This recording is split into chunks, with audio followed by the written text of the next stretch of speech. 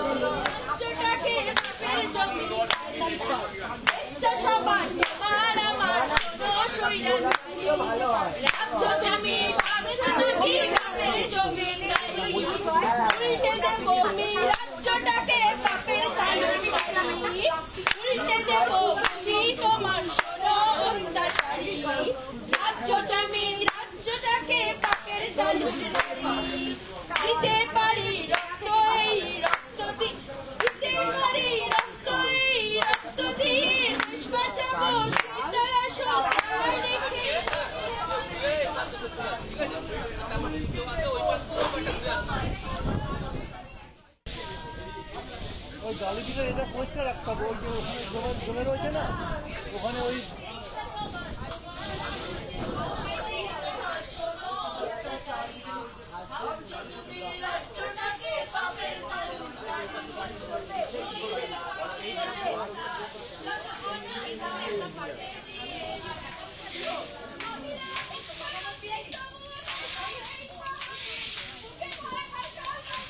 বড় ঝাড়ু আনতে, ওই ঝাড়ু তো হবে না।